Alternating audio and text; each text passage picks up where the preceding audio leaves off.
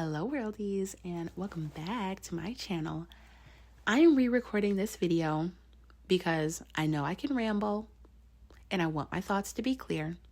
Today I want to talk about men who say the term female and what lessons we can apply from that type of situation into our discernment that we use for other types of relationships. So, for one, I want to talk about discernment in the first place. Discernment is typically your ability to see maybe very little evidence of something and make an educated guess on what will take place from that.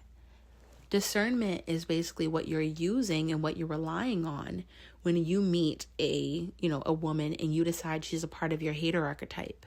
When you meet a woman and, she starts maybe calling out that you're wearing makeup or something, your discernment says very quickly, yeah, I don't think this fits.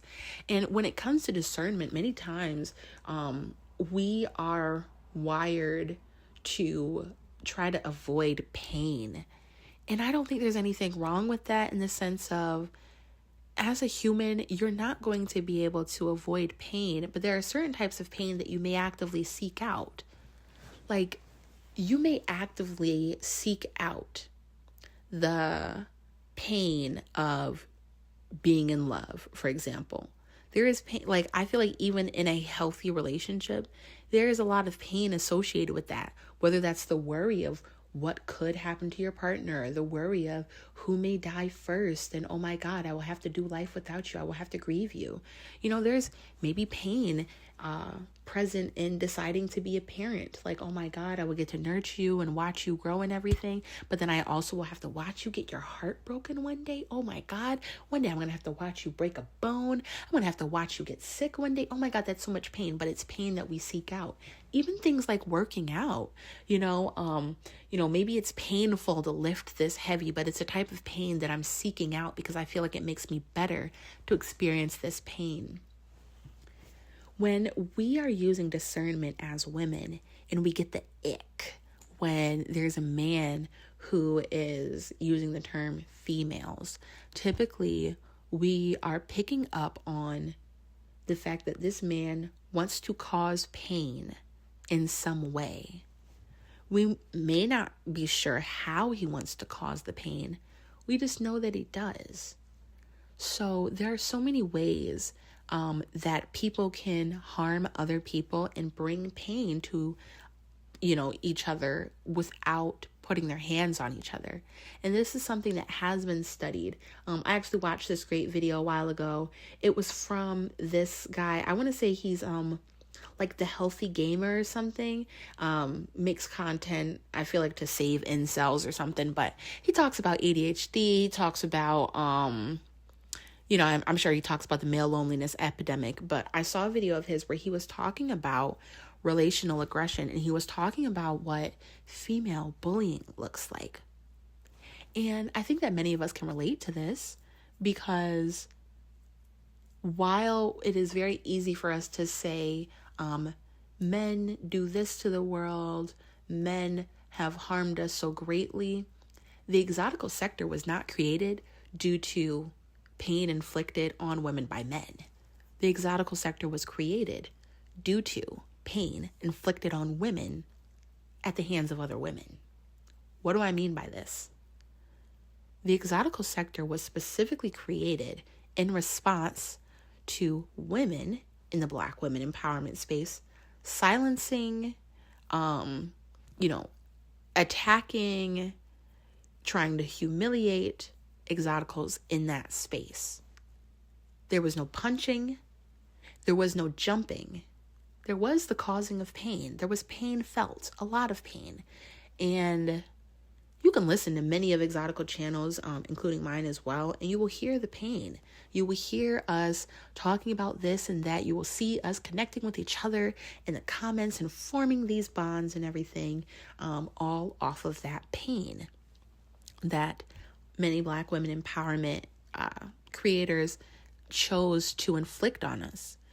we also saw that their desire to inflict pain on us was so great that they followed us over to this part of the internet, attempting to dox and stalk and clip our videos and, do all of these crazy things. It's like we left your space, but you're still following us over here. It's because you have to be aware that some people desire to cause pain. That is their MO. Now, why do people desire to cause pain? Many people, you can, see this example if you think about children. Maybe they're trying to do a race or something, and you see one kid, tries to trip the other kid. Why do we cause pain to somebody? Because we want to win, because we believe in hierarchies and we want to come out on top. Now, for many men, what we as women pick up, what our discernment basically can tell when they use the term men, but then they use the term female. Many of us don't actually have language to describe why it makes us feel uncomfortable. So I'll give you some language. It's called relational aggression. That's what it's called when they do that. So what is relational aggression? Relational aggression is when, there's stuff going on outside my window. Relational aggression is when you are attempting to harm somebody, but you want to maintain your plausible deniability. We talk so much online about accountability, this and that, and blah, blah, blah. It is when you want to harm somebody and you never want to face accountability. If you watched my last video, I talked a lot about colorism, and I talked about the psychology of people who want to leave lighter skinned people out of the definition of who is protected by colorism. In that video, if you watch it, I talked about how some people want colorism to protect lighter skinned people and darker skinned people, simply that they are being treated differently, prejudicially based on their color, versus there are other people who say, I kind of feel like that definition shouldn't be used to protect lighter skinned people. I kind of feel like they shouldn't have a word for what happens to them. Why do people want you to not have language for what is happening to you? It's because they still want to be able to do it. They don't want you to be able to call it out. They want to still be able to do it. That is why, like I said, the Black women empowerment creators followed us over here. But when it comes to, anybody can tell you, if you talk to a man who's using the term men, but he's, also using the term females, people will have this thought that, it's not that big of a deal. It's just words. It's actually in the dictionary. It's a biological term. People will try to bring up maybe like the trans community and say like, hey, in this day and age where we're getting so lost in the sauce, I just want to make sure I'm using biological terms, but they don't want to use that biological term when they're speaking about themselves or their own group. So why does it all of a sudden become so important to use a biological term when they're talking about another group? It's because it's relational aggression. Relational aggression is when you're attempting to bring pain to somebody, but you don't want to be physically violent and you want to maintain your plausible deniability. So you don't want to punch them, right? You don't want to kick them. You don't want to beat them up or anything, but you still want to hurt them. And how do you do that? How do you hurt people without putting your hands on them?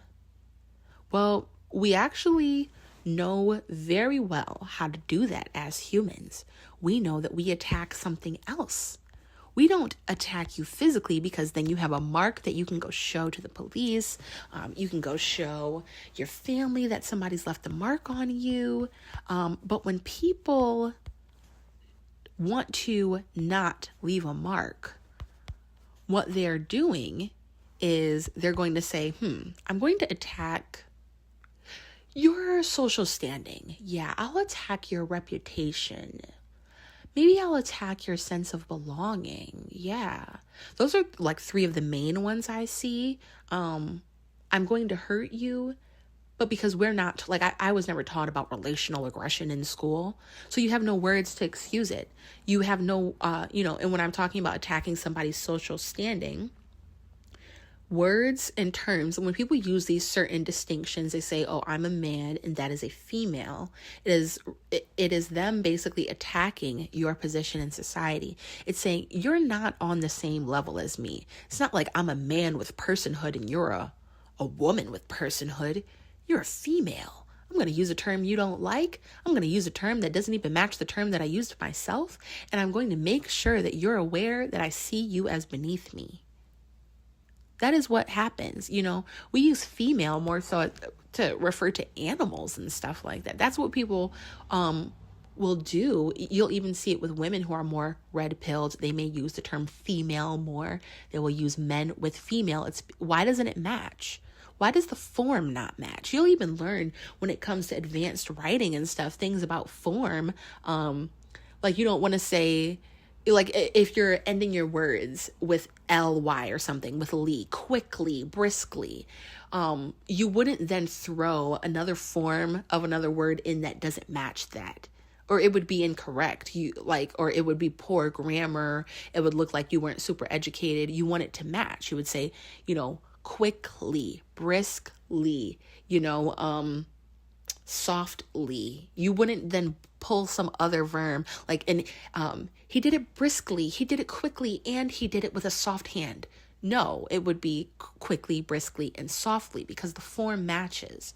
When everything that people do is intentional, whether it's conscious or subconscious. And when men do that, what we're picking up on is that they do believe that there is this difference between men and women, and that there's a hierarchy. It's why the language feels dehumanizing. It's why it feels more clinical, more what we use for animals. It's why they're using a term that you're not comfortable with, regardless of you being uncomfortable with it. And it's not even like you're getting all rainbowed up and you're saying, I want you to call me a light pole. I identify as a fish. You're not doing all that. It's, I'm a woman and you're a man. That matches, right? No, it doesn't match with somebody who has some sort of subconscious or conscious hierarchy in their head. And many of us will say, you know what? If you can't even put men and women on an equal playing field when you're just discussing them, what type of pain might you bring to me as a woman if I allow you further access to me? What might you try to do? Might you then try to attack my sense of belonging? Might you then try to, when you're attacking somebody's sense of belonging, another form of relational aggression, you may try to exclude them out of a conversation. You may try to publicly humiliate them. You may do something to make them feel less a part of the group. And you have the plausible deniability. Nobody can really say, oh, well, they listened to everybody else, but they didn't listen to me. Like unless you're just recording all of your interactions, people oftentimes, that is how their aggression leaks out. You will see this oftentimes with women when we feel threatened by each other. We don't always just go right for physical aggression. Typically, we go for relational aggression. And in that video by the psychologist I mentioned, the Healthy Gamer or whatever, he was talking about that is how women bully. Women, it's very rare that women are going around jumping each other and shanking each other and stuff, and that's their way of bullying. No, women are going to, I will say, and it has been a coping mechanism, I think, for many women under patriarchy, but they become agents of the patriarchy. They basically start creating these categories and these distinctions of above and below. And as a woman, you already know that you are in the portion of below because you're not a man. Even men who are not performing the way that patriarchy expects them to, even they feel that they are a part of the below in the hierarchy. They're a man, but they know it's not like they're a man that's got money. They're just a man. But for them, many people, what they will do under a system like this is they just want to cling to their position, and they don't necessarily need to be at the top, especially if they know that being at the top is impossible. But many people, they will try to make more people be on the bottom. So that's why you will have things, under patriarchy. Patriarchy is all about capitalism. So, for many things, when it comes to hierarchy amongst men, by true patriarchal standards, it's really just like, do you have the bread? Like, do you have the money? Do you have the power to go around and do and say what you want? Do you have the power and, the money to destroy somebody's family or make or break something to be able to avoid a draft? Do you have the money? Do you have the resources? But for many men who can't compete in that sense, what they do is they create a new hierarchy where they can try to be at the top of their little section of the pyramid. They say, well, I'm not rich, so I'm definitely not at the top, but I'm going to create this new hierarchy. How about how many women you can bang? How about how tall you are? So I'm broke, but I'm the tallest, brokest nigga who can fuck as many bitches as I want. And then all of a sudden, it's, as long as you can push this hierarchy, you can get other people to feed into it, then your position is safe. Now, because this is a woman-centered channel, because this entire sector was created because of exotical women wanting to avoid the pain inflicted on them by unambiguous monoracial dark-skinned Black women, then I want to explore, how do we reinforce hierarchy as women? What do we do? Because it's not just something that men do. If anything, women have the most reason to do it because we live under patriarchy. I feel like women are, some of the most likely people to have a crabs in a bucket mentality because we are aware that we are women. So many of us feel as though even that man, he could be broke, he could be ugly or whatever. He can be, he could be short or whatever. He cannot even fit the hierarchies that men have tried to create to inflate their status. Many of us may feel like, well, I'm just a woman under this, this system. So how do I go about getting status, maintaining status? How do I reinforce some sort of hierarchy that doesn't put me at the bottom? Many of us have experienced women who maybe they are less feminine, maybe they're more of a pick-me. They will try to create a hierarchy, or they will try to reinforce hierarchies where there is good women and there are bad women. So you're a good woman if you are married, you're popping out babies all the time, if you're working, paying half of the bills, because how dare you think you're just going to mooch off that man, and how dare you not do your womanly duty, so you're also going to come home and then clean up after him and everything, and you're going to give him everything that he wants in the bedroom, and you're going to be very forgiving when he gambles away all the money or when he steps out on you, or those are all markers of a good woman, right? Under those hierarchies, typically will also include things like, I'm anti-cosmetic procedure. I'm anti, it may be things like my purity, like, oh, my husband was the first man I ever slept with. He took my V card. I don't ever want to be with another man. Things like, oh, if my husband died, I would never remarry. That's low key, like an older woman's kind of shot at purity, or even things like, I don't even know how other women could do that. How could you even move on? And many of us are familiar with this. We see this all the time. We may have women who try to create hierarchies where we are at the bottom, like, oh my God, many women, let you be child free. They're going to place you at the bottom of a hierarchy. Let you be a woman who has some sort of plastic surgery. You're going to be at the bottom in some way. Let you explore your beauty and, enjoy beautification and be high maintenance, even if you're not going as far as having a procedure done. Oh, well, you'll probably be near the bottom because, it's deceptive and everything, it makes them feel like it's immoral and those things even if you think about a woman who has surgery or something, let's say she went to go get a BBL, she can't even sit properly. So all of these things like getting cosmetic work, even having a, some sort of beauty enhancement, things like that. They all kind of reinforce this idea that I'm not a mule. I can't just give my free labor. I can't even sit on my ass right now. Oh, my face is completely wrapped up. I can't even perform this sexual favor or whatever. All these different things. My nails are wet right now, so I can't go do that labor. All of those things that can be shamed by certain hierarchies to be some other woman's form of trying to cling to whatever position and status she can. But there's a very patriarchal way that we do this. And I find like this is one of the most universal ways. And for me, noticing this and the parallels between like the men versus female thing in this right here, it has allowed me to protect my peace, my discernment. It's allowed me to keep my distance from whether it's a coworker, whether it's a family member, whether it's another female acquaintance or, a woman who I just come across.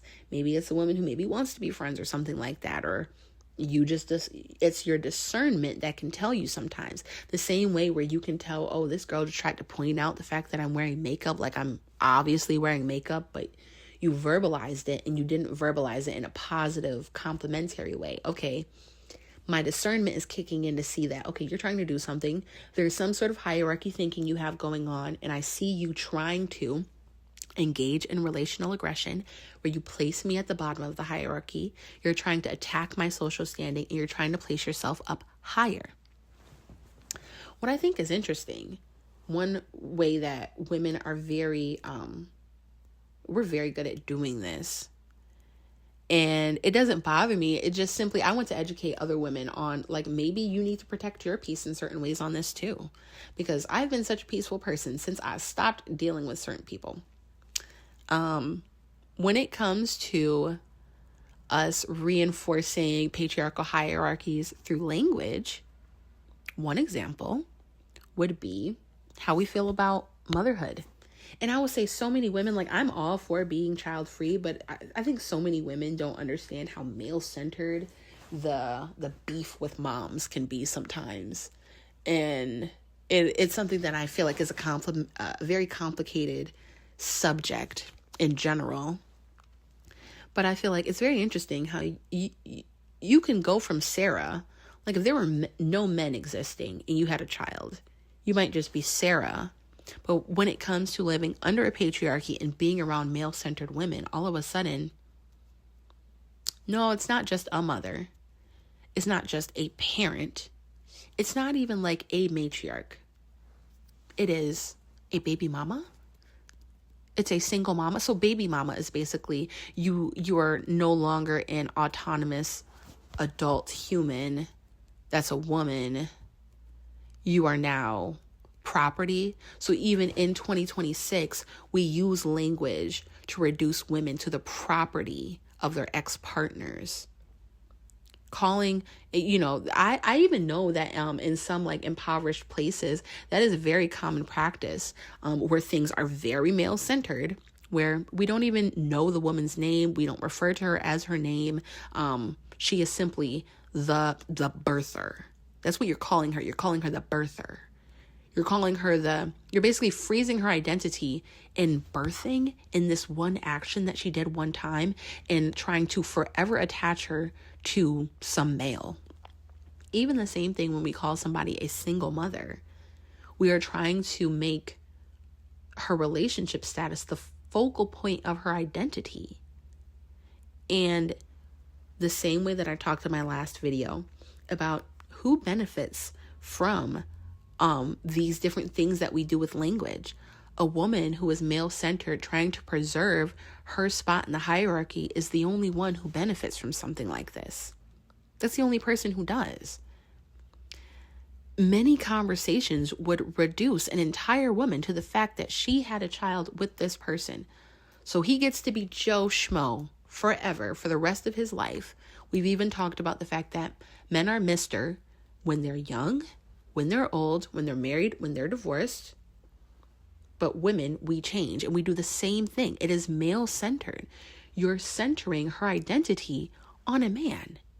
You're centering her identity on the fact that she had a child, on her status of, like, what if we went around calling, I don't know. I can't put myself in that mindset, not because I think that I've just arrived at this perfect place on my decenter men journey, but I think because I am more so concerned with decentering men than I am with preserving my place in a hierarchy. So I know plenty of women who you could do that with any position. You could go, like me personally, I'm always very supportive of child-free women because I don't have any need to try to like allow myself to be triangulated against them. I have no need to try to pull men and their associations with them into the conversation. I feel confident enough in my status. But if I was not, if I was more male-centered, then it goes back to the men versus female thing. It's the parallel language. We will call one woman a term that is very obviously derogatory, baby mama, but we don't use a parallel, equally derogatory term for women who choose to remain child-free, or maybe there are some women who are child-free and it's not by choice. Do we go up and call them, oh, barren ones? Oh, desert womb. Like, what? Oh, like, I don't understand that. Like, I think because I can't relate to this level of male-centeredness, it is very interesting how what you will notice for many women, and I think it's because male-centeredness is just so deeply ingrained in us. We may have many ways that it's easy for us to decenter men. Like maybe it's easy enough for us to decenter them in the sense like, okay, well, I'll decenter men in the sense of I won't stay in a bad relationship just to be with a man. I'll decenter them in the sense of, I will have hobbies and have life, and I won't make a man the center of my universe. But I think we get very tricky, and it becomes very hard for us to decenter men when it comes to things like, what if we don't inconvenience women in order to convenience men all the time? That is one way that we are very male-centered sometimes when it comes to certain opinions, as far as like people who just give men the benefit of the doubt. Like for me, another thing that I will use, like, so kind of getting off of like the how we create hierarchies between women based on like, their status of being a mother and their relationship status, marital status, all of these things. I have even noticed that we would do this in the sense of another thing where I have allowed my discernment to lead me and steer me away from certain people, certain women sometimes, is when it comes to this belief that there's always some imaginary, invisible woman who is the problem. Like just giving men the benefit of the doubt all the time. And you will see some women, it's like maybe they're not male-centered and giving men the benefit of the doubt all the time when it's like a random male on the news that they don't know, but let it be their brother. Let it be their dad. Let it be their man. And all of a sudden, we're male-centered in the sense of I'm going to just, without any proof or whatever, I'm just going to maintain the position that conveniences the man and inconveniences the woman, or makes even the sense of the woman is the one being inconvenient. The woman is the one being difficult. The woman is the one who's the problem. The woman is the one who's crazy. The woman is the one who's this, that, or the third. Even in the sense of like, you will have like, and I've expressed this belief myself. I could be with a man. I could love this man. I could be throwing it back on him, all of that, every night of the week. And let somebody come out with an accusation against the man. I don't know. Like, I'm just going to be like, ooh, you're a man. I'm not going to come out with not all men. I don't know you like that, sir. And even when it comes to brothers, even when it comes to your father, even when it comes to your uncles, are you willing to just kind of like throw other women in their life under the bus for no reason? I've heard that. Like I've had situations where like I was around a woman who, I guess she's with some guy who had kids with somebody else before her, and she's sitting there talking bad about like the ex-wife or whatever. I'm like, do you even like what? That's not my type of conversation. If you want to paint your brother's girlfriend as crazy, I'm sorry, that conversation does not work for me. If, some man in your family or whatever, he had some child with some woman and you want to try to paint her a certain type of way, I don't know, please leave me out of that conversation. If you're dating a man and he has a child with somebody else before you and you want to claim that leave me out of it.